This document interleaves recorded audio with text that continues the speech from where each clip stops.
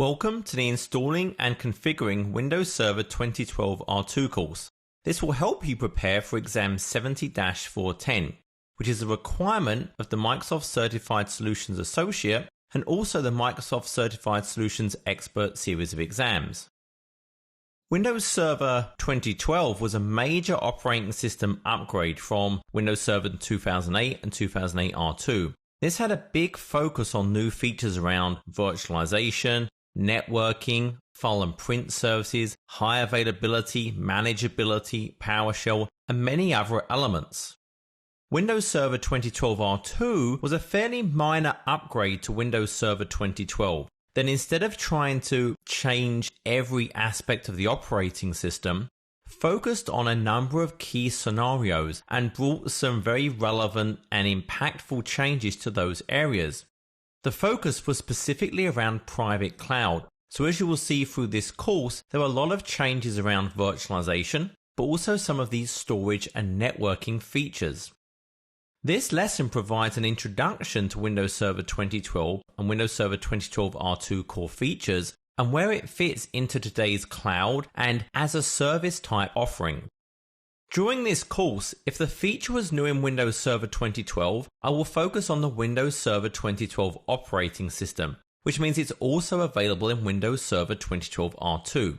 However, if a feature is new in Windows Server 2012 R2, then I will show that feature in the Windows Server 2012 R2 operating system. I will stress that it is only available in Windows Server 2012 R2.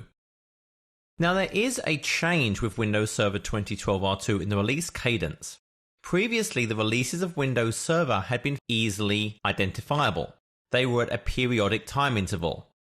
Every 2 years a new version shipped, with a major version, i.e. Windows Server 2003, then an R2 2 years later, and then 2 years after that the next major version.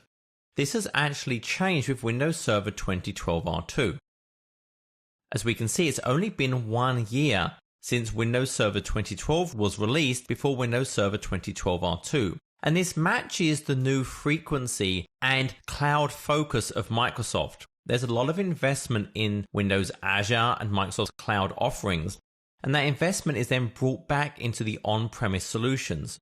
This means we are seeing an increased frequency of releases for the on-premise solutions like Windows Server, Windows Client, and now we have simultaneous shipping with things like System Center. So the same day Windows Server 2012 R2 shipped, System Center 2012 R2 shipped as well, enabling Windows Server 2012 R2 to be managed on the day of release. For those unfamiliar with the as a service type offerings, this picture shows the 4 major types of offering.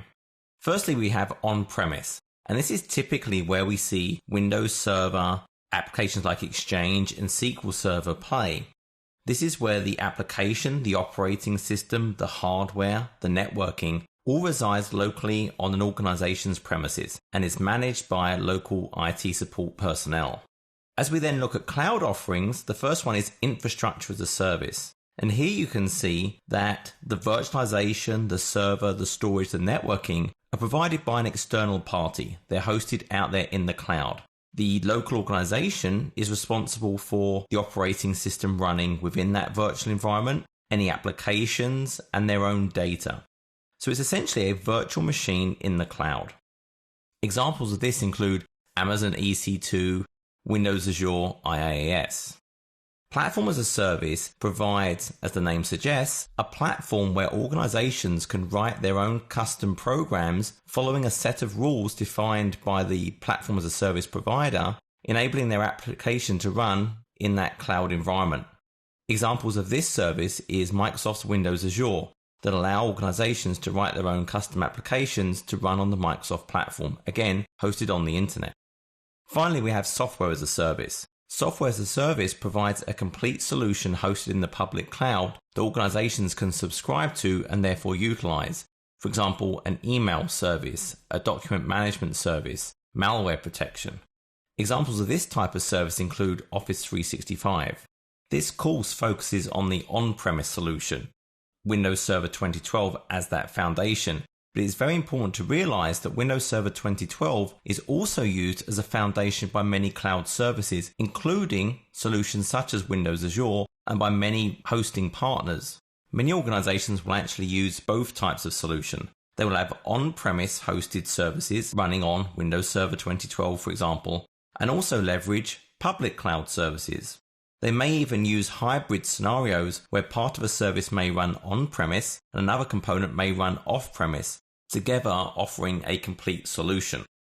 This course focuses on Windows Server 2012, which is predominantly made up of a number of roles and features, which enable Windows Server 2012 to act as an infrastructure server, i.e. providing capabilities using those built-in roles and features, but also as an application server, allowing third-party applications and services to run on the Windows 2012 platform, providing capabilities such as messaging, document management, and line of business applications.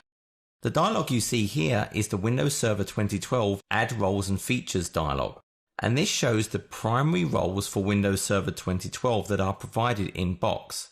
Features like certificate services, public key infrastructure, Active Directory domain services which provide directory services capabilities for the entire organization and are used also for a primary identity management solution.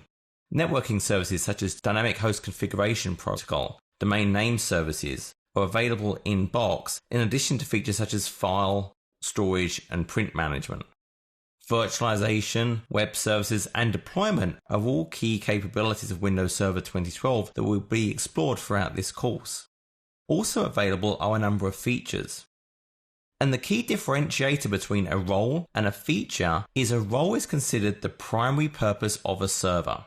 i.e., if you were to show someone your data center and pointed to the various servers, you might say that is my domain controller, that is a domain name server, that is a web server. They are the primary roles of a server. A feature is something that helps a server fulfill its primary role. They help it do its job. For example, features include technologies such as failover clustering to help multiple servers jointly offer a single service.